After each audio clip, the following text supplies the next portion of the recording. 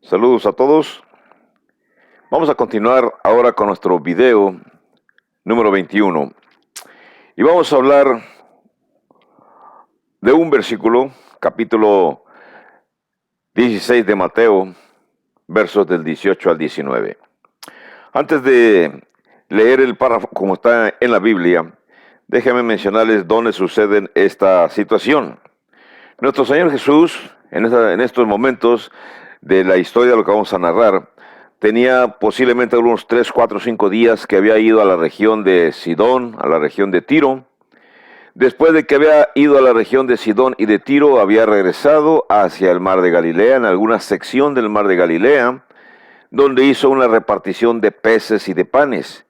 Después se subió a la barca y vino a una sección que se llama Magdala, en el mar, a la orilla del mar de Galilea. Y después de Magdala, se entiende que hizo un viaje hacia un pueblo que se llama Cesarea de Filipo. Hay 2 Cesareas aquí en estos momentos que vamos a considerar, pero este es el que vamos a hablar. Cesarea de Filipo se encuentra en Iturea y Cesarea de Samaria se encuentra también en la orilla del mar Mediterráneo, en esta sección. Jerusalén se encuentra aquí. Para que veamos que nuestro Señor Jesucristo está viajando en todo el territorio de Judea, hacia el norte, Galilea, hacia el área de Fenicia, hacia el área de Decápolis, hacia el área de Perea y Turea. Está llevando sus enseñanzas y los apóstoles están yendo con él.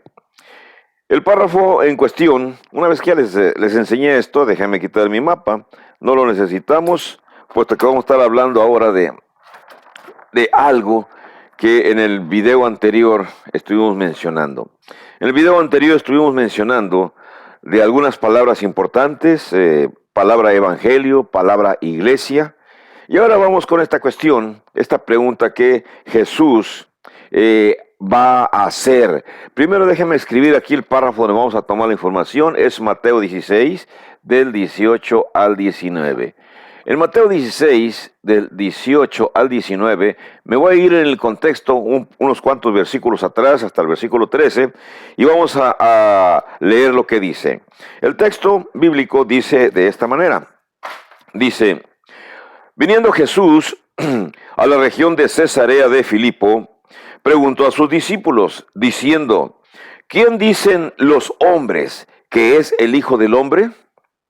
Ellos dijeron, unos dicen que tú eres Juan el Bautista, otros dicen que tú eres Elías, y otros dicen que tú eres Jeremías, o que eres alguno de los profetas. Jesús les dice a los judíos, a los apóstoles, ¿y vosotros cómo respondéis? ¿Quién dices que soy yo? Respondiendo Simón Pedro dijo, tú eres el Cristo, el Hijo del Dios viviente. Entonces le respondió Jesús y le dijo, bienaventurado eres Simón, hijo de Jonás, porque no te lo reveló carne ni sangre, sino mi Padre que está en los cielos. Y yo también te digo que tú eres Pedro, y sobre esta roca edificaré mi iglesia, y las puertas del Hades no prevalecerán contra ella. Y a ti te daré las llaves del reino de los cielos, y todo lo que atares en la tierra será atado en los cielos, y todo lo que desatares en la tierra será desatado en los cielos. Y después le dijo a los discípulos que a nadie le dijesen que él era Jesús, el Cristo. Está en el versículo 20. Nos concentramos entonces nada más en los versículos marcados aquí en el pizarrón, los versículos 18 y 19, que son interesantes, son importantes para nosotros. Jesús, cuando hace sus comentarios con los apóstoles, llega por fin a una conclusión, después de que le preguntó de la situación de que quién pensaba la gente que él era él, y que cómo le contestaba ellos a la gente. Y entonces en el verso 18, después de que Pedro contestó acertadamente, le dijo, tú eres el Cristo, el Hijo del Dios viviente. Jesús le dice, yo también te digo que tú eres Pedro, y sobre esta roca edificaré mi iglesia. Ha habido mucha confusión y usted que no que no es cristiano, pero que tiene deseos de conocer, le voy a explicar a usted la diferencia entre lo que Pedro está diciendo, lo que Jesús dice cuando dice, tú eres Pedro y sobre esta roca edificaré mi iglesia. Jesús usa dos palabras griegas. Usa para dirigirse a Pedro, usa una palabra que va a ser fácilmente entendible por ustedes. Usa la palabra Petros. Y cuando le dice, sobre esta roca edificaré mi iglesia, entonces Jesús usa otra palabra que tiene un significado diferente y usted me va a entender ahorita en estos momentos. La palabra roca le dijo Petra. Entonces, Petros tiene el significado, la connotación de Petros significa piedra pequeña, piedra que puede ser movida fácilmente con las manos. Mientras que Petra significa, voy a usar la palabra macizo rocoso. Un macizo rocoso o una roca grande, de gran tamaño, que tiene un peso muy grande para poderlo cargar con las manos. Bueno, menciono esto porque infortunadamente personas religiosas han llegado a decir que la iglesia que Cristo formó al principio de la era cristiana iba a estar o fue fundada sobre de Pedro. Y en realidad Jesús no dijo eso. Jesús dijo a Simón Pedro, tú te llamas Petros y yo voy a fundar mi iglesia sobre esta Petra. Esa frase, cuando dice fundaré mi iglesia sobre esta roca, no es fundarla sobre el nombre o la autoridad o el apostolado de Pedro, sino que la iglesia tiene que ser fundada, así como Cristo lo dice, sobre lo que Pedro había dicho. ¿Qué había dicho Pedro? Tú eres el Cristo, el Hijo del Dios viviente. Cristo, el Hijo del Dios viviente. Entonces, tenemos que entender esta situación de la gramática griega traducida al español. Simplemente Cristo está diciendo que sobre la afirmación que Pedro dijo sobre esta Petra, o sea, cuando Pedro dijo, Cristo, tú eres el Cristo, el Hijo del Dios viviente, es sobre quién o sobre de qué va a ser fundada la iglesia. Una vez dada esta explicación acerca de la diferencia entre Petros y Petra, vamos a analizar otra palabra que es importante para mi presentación. Elimino esto rápidamente y aún tomando ese texto, vamos a analizar aquí un pronombre que Jesús está realizando y que es importante para la comprensión de lo que estoy enseñando. Cuando dijo Jesús, tú eres Pedro, pero sobre esta Petra edificaré mi iglesia, Jesús usó este pronombre posesivo, mi. Por supuesto que anoto aquí la palabra iglesia porque voy a explicar después qué cosa es iglesia. Pero mi es un pronombre, obviamente, como es posesivo, pronombre posesivo, indica posesión. Jesucristo es el dueño de su iglesia. Usted y yo tenemos nuestra casa. La hemos construido con mucho esfuerzo, la hemos comprado con mucho esfuerzo. Y jamás admitiremos que una persona extraña venga a tratar de hacer modificaciones a la forma en que mi casa la tengo distribuida. Si la cocina la tengo en un área y el comedor en una área también, no puedo permitir a nadie más que venga y que me dé instrucciones, sugerencias o que me obligue y que me diga, no me gusta tu cocina aquí, no me gusta tu comedor aquí. Yo quiero que tu cocina y tu comedor lo cambies de lugar y que ahora lo pongas allá en la sala. Y la sala la vas a cambiar a aquella recámara y aquella recámara la vas a traer aquí donde estaba la cocina. No funciona.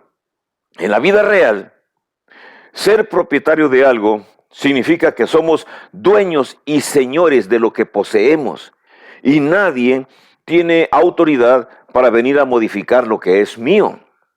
Bueno, ¿por qué como humanos pensamos que nadie puede modificar lo que es mío ni dar instrucciones en lo que es mío? ¿Por qué pensamos entonces que los humanos tienen autoridad para modificar lo que Jesús hizo en su iglesia? Jesús es claro cuando dice, edificaré mi iglesia.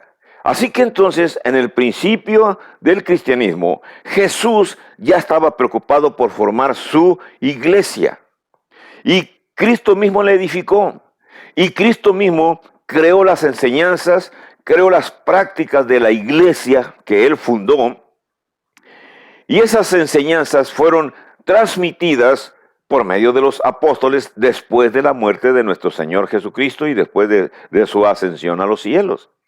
Así que no tenemos el derecho, nosotros, nadie, de modificar la enseñanza de Cristo acerca de su iglesia, en su iglesia. Ahora, yo sé que usted me está diciendo es que hay muchas iglesias y cada una de las iglesias tiene una enseñanza diferente. En algunas cosas parece que son lo mismo, pero en muchas otras cosas somos diferentes. Así que, una regla importante, la iglesia de Cristo pertenece a Él, Él es el dueño. Y Él puede dar las instrucciones en su iglesia como Él quiera. Y esas instrucciones las vamos a ir viendo constantemente en nuestro estudio. Vamos a analizar ahora la palabra iglesia. La palabra iglesia, si algunos de ustedes son cristianos y están viendo esto, ya saben qué significa, cómo se escribía la palabra iglesia en el idioma griego. Se usaba la palabra eclesía. Si está mal escrita y alguno me dice que no está bien escrita, no se mortifiquen. Es simplemente para explicar qué cosa es una eclesía. La palabra eclesía significa los que son llamados fuera. Vamos a dibujar, a imaginarnos un poblado X. Y en este poblado X hay distintas casas. Es en la antigüedad y esas casas están construidas dentro del poblado. Ahí tienen todo lo que necesitan y tienen una gran protección. Tienen un muro, pero tienen una puerta a la entrada, un portón a la entrada. Tienen otro portón por este lado que va hacia el oeste. Y tiene otro portón posiblemente que va hacia el sur. No sabemos cómo estén los caminos, pero es nada más para dar un ejemplo.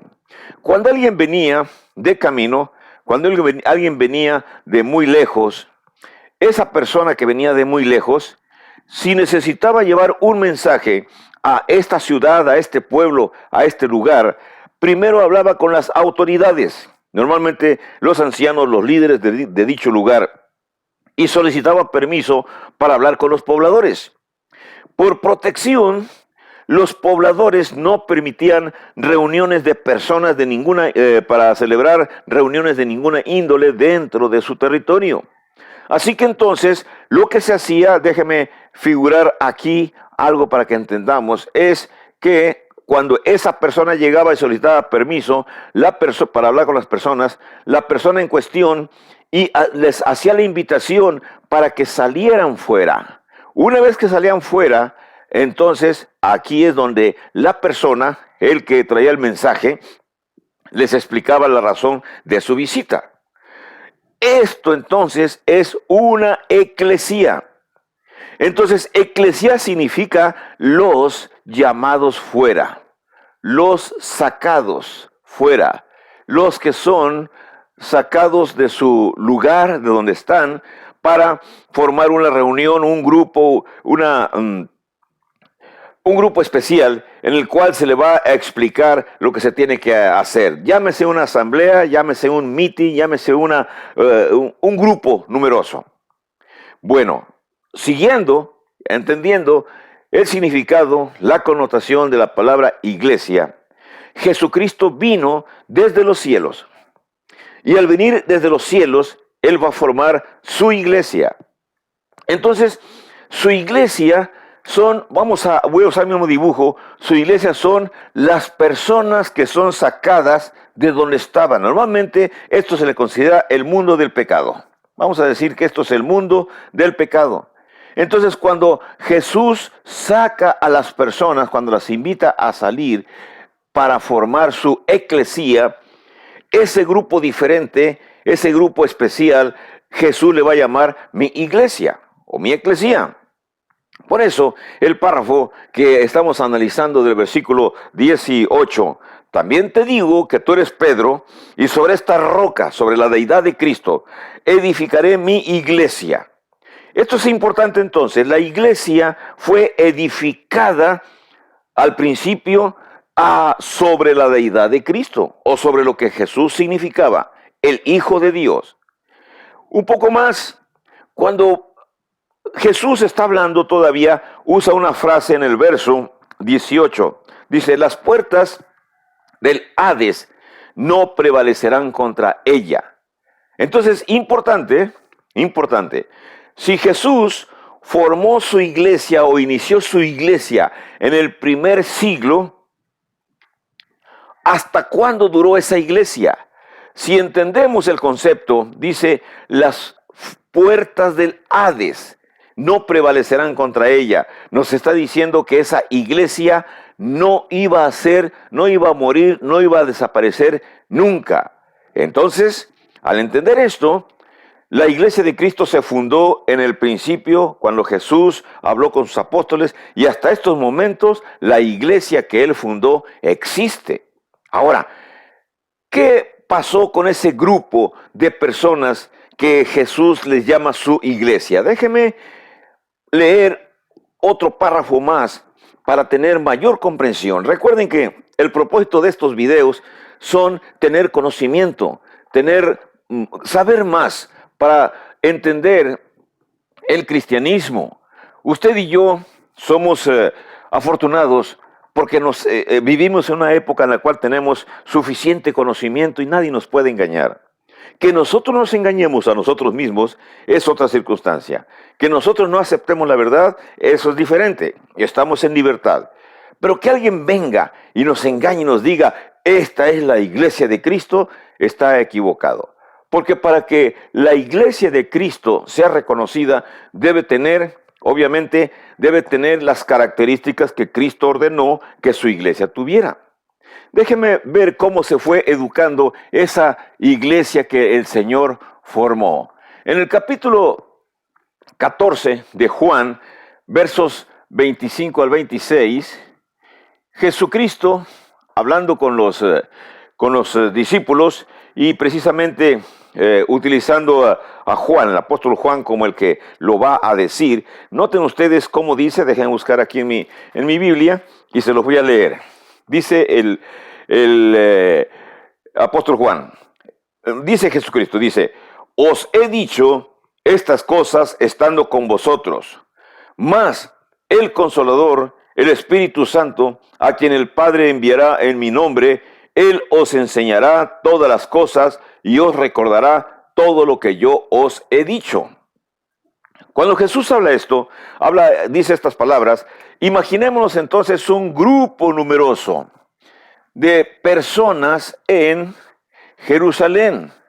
Y esas personas que están en Jerusalén, Jesús simplemente les llama mi iglesia.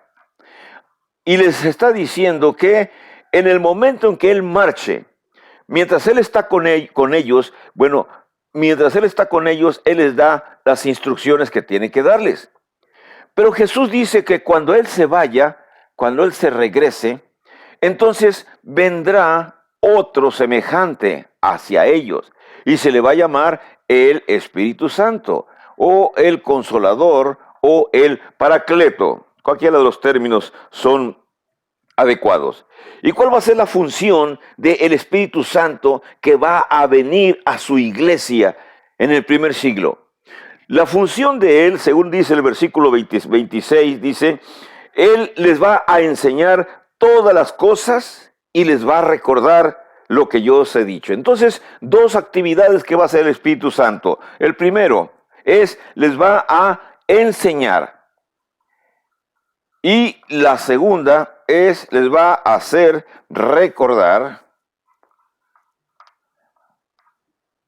enseñar y hacer recordar las enseñanzas de Cristo. Entonces, el Espíritu Santo, nuestro Señor Jesucristo, la deidad, parte de la deidad, tienen un objetivo en su iglesia: enseñar, y el Espíritu Santo recordar lo que Jesús les haya enseñado durante sus 3 años de ministerio.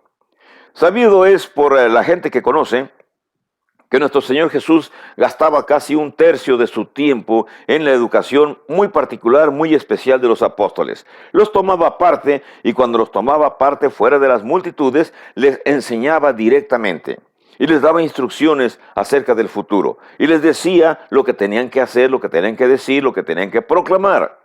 Así que cuando llega el Espíritu Santo, va a continuar con la labor de instrucción que nuestro Señor Jesús le daba a los apóstoles. Ahora bien, tenemos que entender que los apóstoles fueron inspirados por el Espíritu Santo. Y fueron inspirados de manera que no podían equivocarse de ninguna manera. Y así es que la iglesia recibió, si no mal interpretamos el verso 26, dice: Él les enseñará todas las cosas. Así que el Espíritu Santo les enseñó a los apóstoles toda la verdad, todas las cosas. Y los apóstoles se encargaron de retransmitirla a las generaciones posteriores.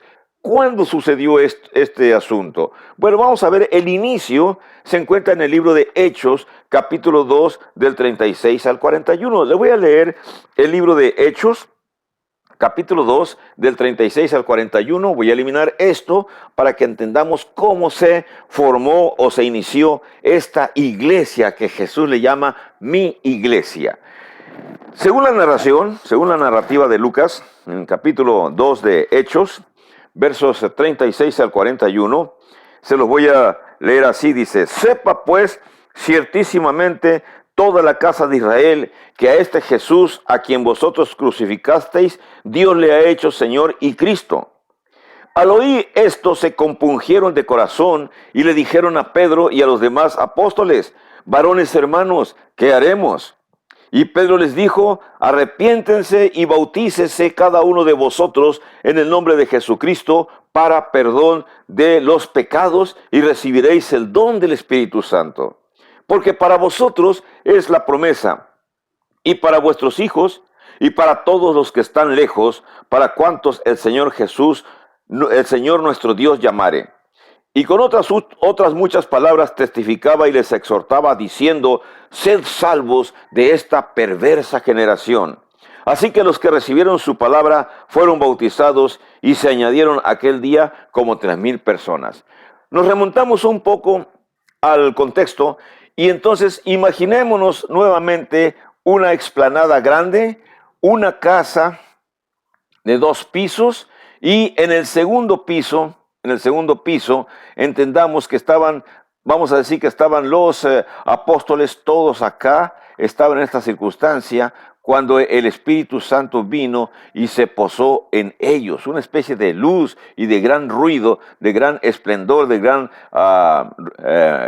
una situación que todo Jerusalén oyó, un estruendos grandes que oyeron los habitantes de Jerusalén, y poco a poco los habitantes de Jerusalén se fueron reuniendo en esa explanada enfrente de esa casa.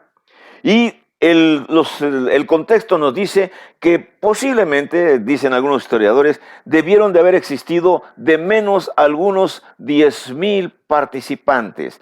Cuando hablamos de 10,000 participantes, imaginémonos una marcha, un meeting, algo grande, donde Pedro, tomando la voz cantante, comenzó a hablarle a esas 10,000 gentes y les comenzó a decir lo que acabo de leer. ¿Qué fue lo que les dijo? Les dijo que supieran ellos que habían matado al Hijo de Dios. Les dijo que ellos lo habían crucificado. Les dijo que ellos habían matado al dador de vida. La reacción de la población, no de toda, recuerden que siempre va a haber gente que acepta lo que se les dice y gente que lo niega. Así que un buen grupo de esas personas le preguntaron a Pedro y a los demás apóstoles: varones hermanos, ¿qué haremos? Y entonces Pedro les dijo, verso 38, arrepiéntanse y bautícese cada uno de vosotros en el nombre de Jesucristo para perdón de los pecados y recibiréis el don del Espíritu Santo. ¿Qué significaba arrepentirse?